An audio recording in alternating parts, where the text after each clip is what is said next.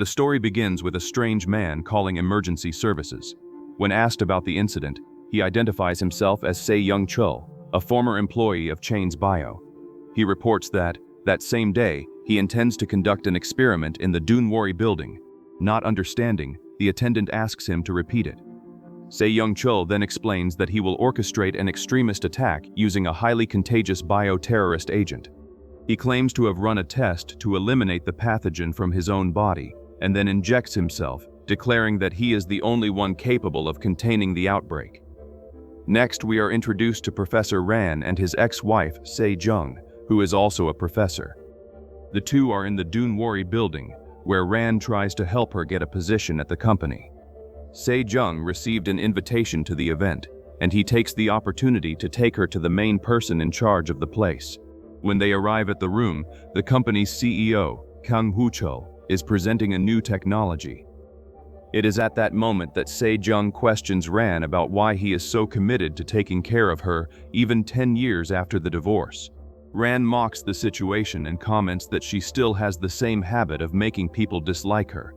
She then replies, asking if his current wife knows that he still protects her. Ran explains that his wife is understanding, unlike her, and adds that she also worries about her well-being. As the tension between them grows, Kang Woo-chul takes focus by presenting Chain's Bio's new technology, explaining the idea of collective intelligence. He compares its functioning to the pheromone communication of ants. Se Jung says that the presentation is better than she expected, and Ran reinforces that the company is serious. He remembers the invitation, while she admits that she came out of curiosity, motivated by the message on the card. The demonstration continues with rats as test subjects, until Kang notices Dr. Se Young-chul's presence in the audience and freezes for a few moments. Se reacts with a smile, and Kang immediately ends the presentation. Then, in the complex's shopping mall, we meet Choi Hen-suk and his sister, Choi Hen-ho, who depends on a motorized wheelchair because of health problems. Hen takes her for a walk, and she is happy to leave the office for a while. Back in the auditorium, Ran approaches Kang to introduce Se Jung, but the conversation is interrupted by a phone call. On the other end, Lee Bong-suk identifies himself as a member of Seoul's counter-terrorism unit and asks if Kang knows Se Young-chul.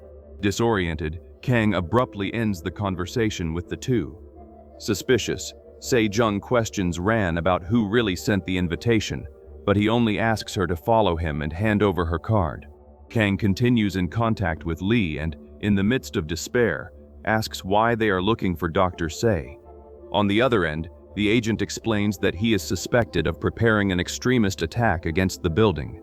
This makes Kang even more alarmed when he realizes that everything may be happening right there. After the call, Se Jung sees Kang walking away and also notices Se nearby. Se then confronts him, complaining that his research was stolen and saying that he only wanted to create a new form of collective consciousness. Kang calls him crazy, but Se insists that he is leading humanity to another level. The discussion heats up when Se injects Kang and warns that he will be his first test subject. Furious, Kang reacts, throws the man into a room, and locks him inside before trying to call for backup. Soon afterward, Kang begins to feel ill and vomits a strange substance, falling to the floor and convulsing all over.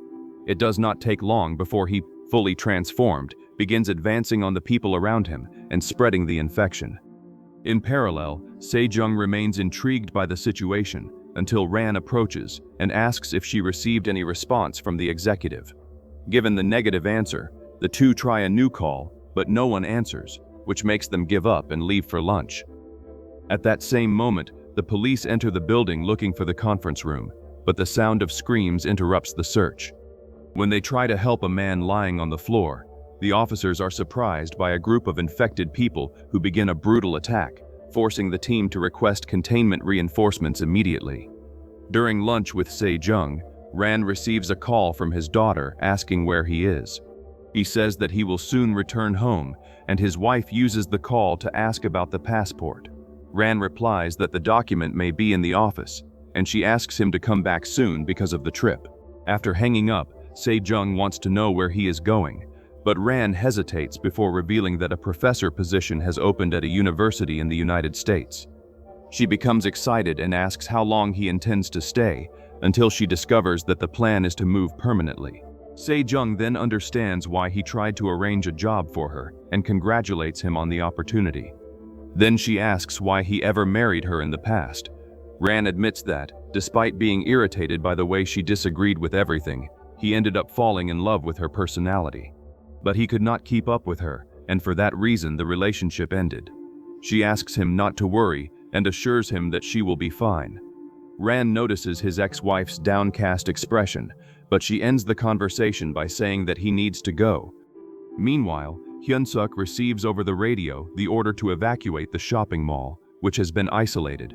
Unable to discover the reason, he hears screams and goes out to investigate. At the same time, teams are already beginning to remove people from the region. Se-jung is still with Ran when he insists that she at least find a friend she can trust. However, the conversation is interrupted by the advance of the infected. The two see Kang violently attacking a person and fall into despair while trying to flee. During the confusion, Choi Hun-hoo falls from the motorized wheelchair, and the two return to help her. But more creatures appear from all sides trying to attack them. Hyun-suk reappears and prevents Se-jung from being infected. The group realizes that the monsters are completely irrational because they react even to the image in the storefront. They try to escape, but find infected people in other directions and need to take refuge inside a store. In the middle of the panic, Se-jung still helps a man who is being attacked, while the others lock themselves in and watch the creatures advancing outside. When one of the frightened survivors ends up turning off the light in the place, everyone discovers that the infected cannot see in the dark. He unchecks his sister and sees that she is fine, while one of the men still tries to understand exactly what is happening. Among the survivors is Lee, who explains that this is an extremist attack and recalls the call received before the outbreak. While everyone checks their cell phones looking for a signal, Se-jung observes the infected. She realizes that they change targets as soon as they see another lit store. Panic increases when the creatures move away for a moment and return with force, hitting the glass and almost knocking down the barrier. Se-jung warns the others with a flashlight and her phone to turn off the lights. A student understands that the way out is to turn off the lights and quickly does so. As soon as the lighting is turned off, the attack stops for a few seconds. Shortly afterward, one of the infected notices a sign reflected in the glass and draws the others back to the assault. The people demand action from Lee, but he admits that he cannot interfere and that all that remains is to wait for reinforcements. Han-hui becomes irritated by his passivity, questioning whether they are just going to watch their own deaths. Without an answer, Lee remains silent. Se-jung notices that the creatures are focused on attacking the man in the illuminated image. She finds a luminous sign in the store and thinks about using it as a distraction. Han-hui then suggests attaching it to her motorized wheelchair to lure the monsters away. Hyun-suk is against the idea because his sister would be vulnerable without the wheelchair, but Han-hui insists that they need to take the risk in order to escape. While they decide what to do, the infected are about to break through the glass. The motorized wheelchair is activated and begins to move, luring the creatures away from the store. Se-jung takes the opportunity and calls the others to leave, but everyone is paralyzed by fear. Sul-hui decides to trust her and takes the initiative, being followed by the others. During the escape, a girl ends up staying behind, and when she hears the horde approaching, returns frightened. With no other option, Ran decides to get her, while the creatures reach the vehicle. Ran arrives at the other store and begins leading the girl back, but one of the infected appears and goes after the two. He manages to dodge and ends up moving away from her, causing the monster to change targets. To protect her, Ran decides to call the creature's attention and leads it away, while Se-jung manages to get the girl to safety. Then, Ran enters another store, takes a second sign, and positions it to attract it. The attacker arrives, quickly attacks the first sign, and upon noticing the other, changes direction to destroy it. On the other side, the others continue striking the sign used as bait, until one of them notices something different. Suddenly, they all stop for a few moments and begin receiving information from the other creature. At that moment, Se-jung remembers Kang's presentation about collective intelligence. She understands that the hosts are improving more and more, since this data-sharing system is essential to accelerate their evolution. The being that was attacking the signs also begins to analyze the environment and ends up finding Ran, who is frightened by the sudden change in behavior. He tries to flee, but is reached at the last moment and brutally attacked by the Horde. Sejong witnesses her ex-husband's death in complete sadness, then sees a call from his current wife on his cell phone. Shaken by what she has just witnessed, she cannot answer. Later, the authorities announce that the Dunwari building is under confinement after the bioterrorist attack. The place is declared a danger zone and enters quarantine, while scientists try to develop a vaccine against the virus that is spreading rapidly. Outside, family members protest to remove their relatives, but are stopped. Meanwhile, SWAT agents observe the creatures without the courage to enter the place. In the store, Sejong finally answers the call from Ran's daughter, who asks about her father. Shaken, she remains silent until his wife appears and asks what happened. Sejong says that Ran saved some people before being attacked. The daughter hears everything and begins to cry, causing the mother to hang up. Meanwhile, Lee discovers that the police are afraid to enter the building, and Han-suk improvises a way for his sister to move. Hen-hu asks about the rescue, but Lee reveals that no one can enter the place. Everyone becomes worried, but Lee explains that, because they know how contagious the virus is, the authorities first need to conduct an epidemiological analysis and, for that reason, the building will remain in quarantine. Outraged at having been abandoned, the survivors ask if there is any way to escape. Lee reveals that there is a possibility, but for that they need to find Dr. Se, responsible for the attack. According to him, Se claimed to have a vaccine against the virus, so they need to find him and recover the antidote so the rescue can happen. When asked where he is, Lee only says that he knows the man is in the building. Sejong then reveals that Se is on the 3rd floor, in a VIP room. One of the survivors questions how they will get there without being killed, and Sejong presents her theory. She believes that the creatures are sharing information to evolve, using that slime in a way similar to the pheromones of ants, which serve to transmit signals between them. If there is a collective intelligence, perhaps it is possible to deceive them by providing false information. Sejong explains that ants can show abnormal behaviors when they receive incorrect chemical signals. One person would use a specific perfume to attract the creatures, while the rest of the group would use another to mask their smell. This way, they would not immediately recognize the humans, allowing them to advance through the building. An elderly man volunteers to carry out the mission, but some think he will not manage and suggest someone younger. Sejong also offers herself, but he insists on going. When they try to stop him, the man holds one of their wrists and shows that he still has strength, asking only for instructions on what to do. Then, the survivors create a group to share information, while Sejong applies perfume on him and asks him to bring more of the same bottle. The man leaves the store and begins to attract the creatures, which smell the odor and pass the information to one another. While trying to collect more of the product, he realizes that the creatures are approaching and hides, but ends up discovered and has to flee desperately. Even chased, he manages to escape and return to the store, where he hands the bottle to Sejong. She spreads the smell along the path, and then everyone uses another odor to mask their own. When they open the door, an infected woman enters and begins tracking the perfume, attracting the others. One of them follows the trail to a mannequin and attacks it, making the others approach. The group leaves the store cautiously, but the infected notice the deception and share the information. Sejong tells everyone to move forward while they are distracted, but a young woman bumps into a creature and begins screaming, making the others return to help her. Sejong notices the smoke detectors and uses a lighter to activate them. The water falls on the infected, but they soon resume the attack. During the escape, Han-suk carries his sister Hen-hue and tells the others to keep going, while the two stay behind to distract the creatures. The group reaches the elevator and, when one of them is thrown in their direction, he manages to dodge the attack, but the infected reaches the elevator and tries to enter. The survivors fight to expel it, until Han-suk finally arrives and strikes it, giving the others the opportunity to throw it out.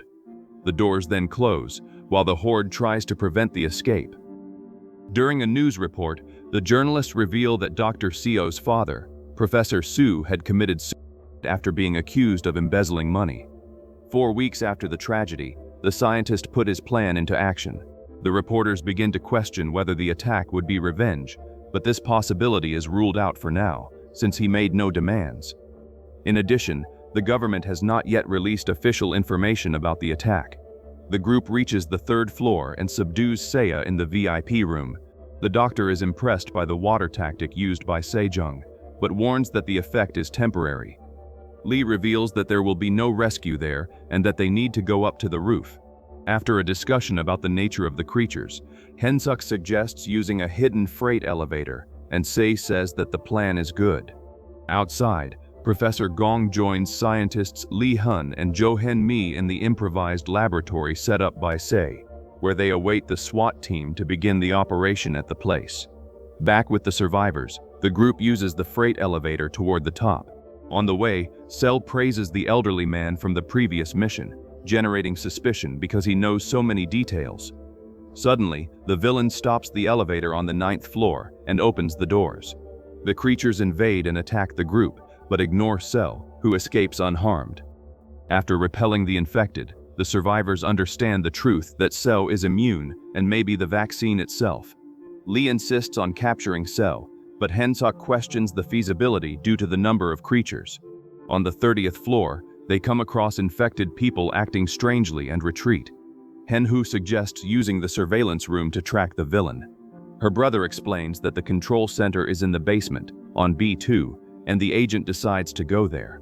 In parallel, the government team invades the laboratory and finds test monkeys paralyzed, but alive. One of the primates wakes up and escapes from a broken container, triggering the release of the entire troop. The animals advance, and one of them almost kills Gong after breaking her helmet. When the attacker is shot and dies, all the other animals instantly freeze, moving only their heads. Upon analyzing the research reports, Gong unravels the mystery. The death of the first infected generated a chain shock that froze the rest of the hive. In the mall, the group reaches the parking lot and comes across infected people trying to unite in a strange way. Hensuk becomes apprehensive, but Lee demands focus and silent advancement. On the way, the rescued girl makes noise, but her friend manages to hide her from the creatures in time. As soon as the group moves away, the 2 young women rejoin the group, which reaches the surveillance center. Henhu uses the system to track Sel's steps. Meanwhile, Sejong questions how the villain knew the elderly man's steps. Lee suggests the use of the cameras, but the biochemist theorizes that Sel sees through the creatures themselves. The hypothesis frightens everyone, until Henhu locates the doctor on the screens.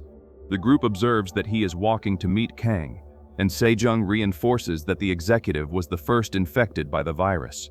Se approaches Kang and confirms his theory, recalling that the executive would be his link to the hive.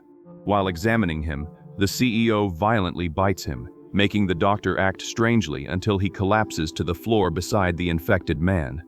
On the screens, the survivors notice that the other creatures enter synchronization, receiving new information at the same time. Lee suggests taking advantage of the moment of distraction to recover the vaccine. Henhu decides to remain in the monitoring center to guide the group by radio, indicating the clear paths. Hensuk is reluctant to leave his sister alone, but she insists that he seek the antidote and return safely. Lee orders the group to hurry, and they advance silently among the motionless infected until they find Se convulsing. When they try to lift him, the villain unconsciously awakens the Horde, forcing everyone to take refuge in a room.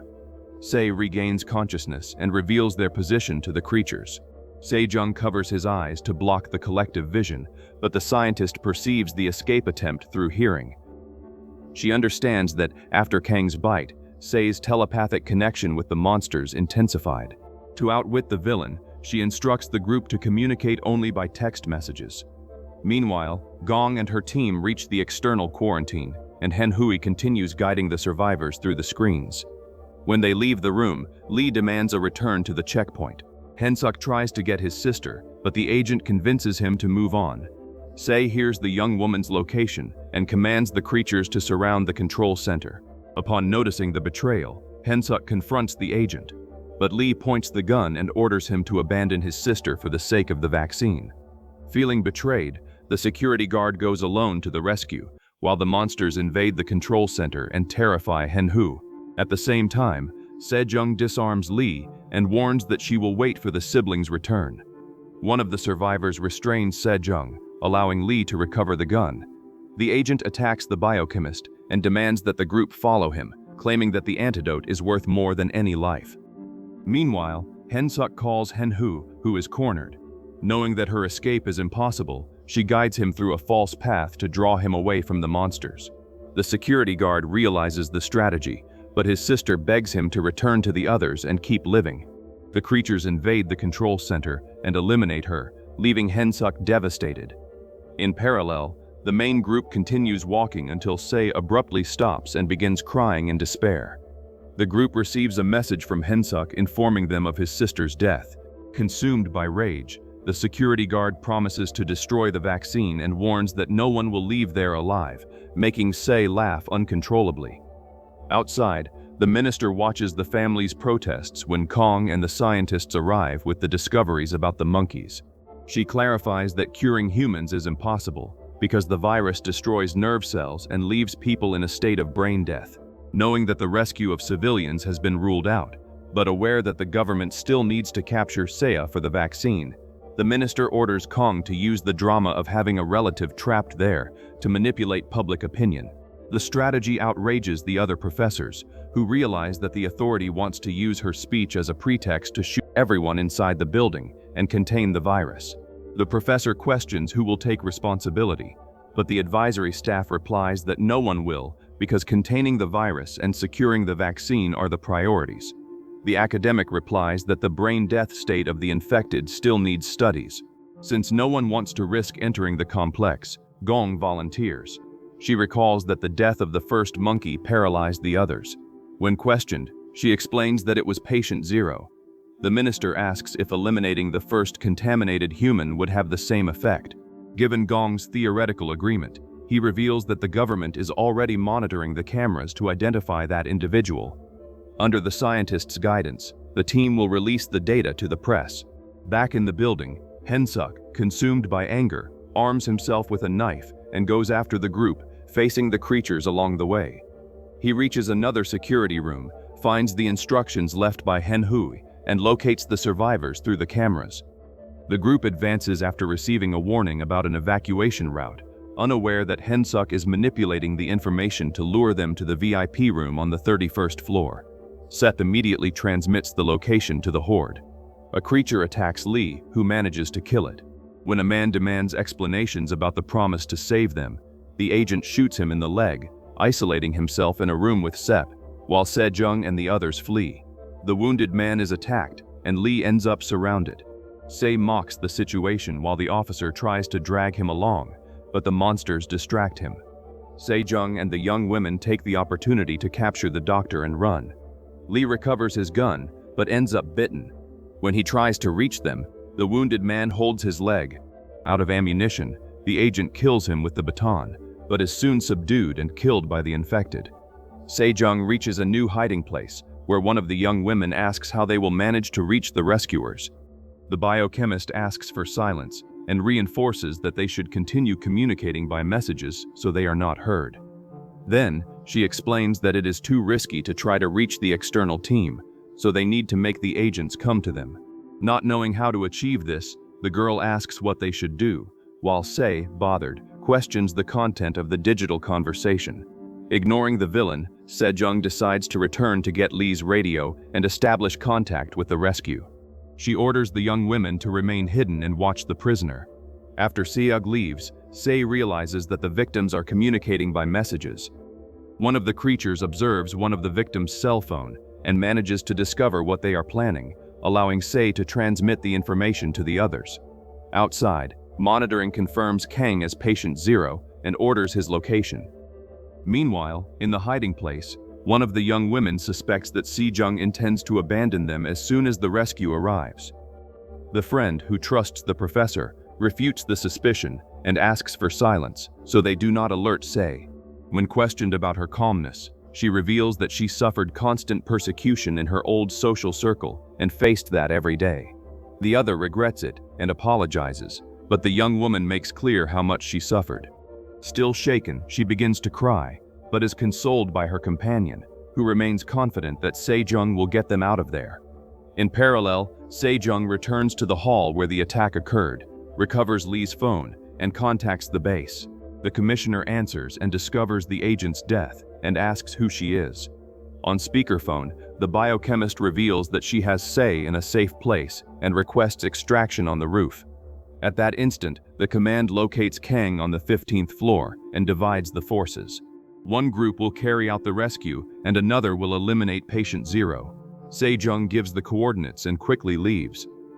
Without being noticed, the infected man who was spying on the messages rises after pretending to be dead, processes the conversation and alerts the hive.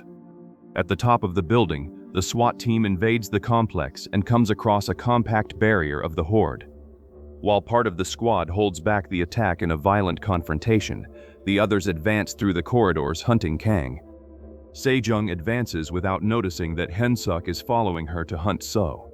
In the hiding place, the young women open the door thinking it is the rescue, but are surprised by infected people who have learned to speak and invade the place to free the doctor.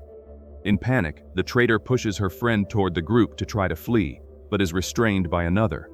While the victim ends up transformed, free, Se demands that the coward apologize before leaving her to be attacked by her own mutant friend. In another sector, the SWAT team eliminates Kang, making the minister believe in the end of the outbreak. The illusion lasts little because the soldiers are surrounded and massacred. Through the screens, the center notices Se's escape. Sejong also discovers the escape and witnesses Hyunsuk confronting the villain. Protected by the slime on his body, the security guard is ignored by the monsters and begins to strike them down. Se tries to command the creatures, which hesitate for an instant, but soon resume the coordinated attack against the security guard. Sejong surprises the scientist and begins to suffocate him, while Se summons the hive, which abandons the security guard to save the master. When Hyunsuk tries to deliver the fatal blow to the doctor, the biochemist stops him to preserve the vaccine. Revolted, the young man turns against her, allowing the villain to flee. The young man pursues Se, who reveals his final cruelty. Hanhui was transformed into a creature with mobility. Upon recognizing his sister, Hyunsuk hesitates and ends up killed by her with his own knife. Sejong arrives in time to see the security guard fallen, while Hui regains her human gaze for a brief second before returning to the wild state. Se reappears and provokes Sejong about Hanhui's fate. She hands him the note and questions him about the sending. The doctor confirms it and reveals that the inspiration to conceive the infected came from her, recalling in flashback the day his father begged for the biochemist's silence about the embezzlement before committing suicide, a call she coldly ended. The villain denies that the outbreak is only revenge, arguing that his father's tragedy occurred because of a failure in communication, and defends the mental fusion of humanity into a perfect network, while the creatures repeat his words in synchrony. Se then asks what an intelligent person gains by being different from others. In tears, he asks if it is worth having freedom when that means ending up alone and rejected by everyone. With the arrival of the troops, Se retreats and surrenders to the agents, who remove him from there and leave Sejong behind. She outwits the monsters, locks herself in a room, and collapses. Through Lee's radio, she contacts Gong, who laments the abandonment determined by the minister after obtaining the vaccine. Gong explains that her tactic with the monkeys failed in humans, which makes Sejong solve the riddle. Kang's bite on Se was intentional, planned by the villain to transform him into the first infected and the brain of the swarm. During the escort, contaminated police officers start a shootout, allowing Se to escape. He spreads the virus and leads the group to the top of the building, where they massacre more soldiers. Aware of the danger, Sejong tries to convince Gong to eliminate the doctor, but the scientist hesitates because of the search for the antidote. Remembering the speech about freedom, Sejong asks if Gong really believes Se will save humanity and begs for immediate action. Se reaches the ground floor with his horde, while Gong tries to convince the minister to eliminate him because he is the true Patient Zero. The ruler refuses to risk the vaccine and ends the debate. In the street, the villain takes a SWAT vehicle and changes the route when he hears the agent's transmissions. In the complex, Sejong escapes the hiding place after the monsters attack a mannequin by mistake. Noticing that a host is suspicious, she remembers how the slime saved Hyun-suk and uses the fluid to camouflage her smell, reaching the exit. Se reaches the street at the same time and unleashes the monsters against the crowd, forcing the minister to order the troops to retreat. In the chaos, Sejong obtains the scientist's position through Gong and begins a car chase. When she reaches him, she throws her jacket with the slime over an infected person to distract the swarm, causing the creatures to move in a circular flow identical to the behavior of ants. Confused, Se removes the piece from one of the monsters. The hive collapses, and when it rises, displays a total regression of the intelligence acquired. Sejong takes advantage of the collapse to confront the villain. Sejong hides under the bus, while the creatures advance and throw So into the fire. Trapped against the vehicle, he cannot escape and ends up carbonized. With So's death, the entire horde freezes at the same instant, repeating the same effect observed earlier with the laboratory monkeys. Sejong realizes the end of the threat, while Gong celebrates upon confirming the end of the outbreak. At dawn, Sejong refuses Gong's help to defend her before the public, stating that she is used to being hated and that there is still much work ahead. The outbreak seems to be over, but the final scene shows Hyun-suk's body restarting its movements, suggesting that the threat is still alive.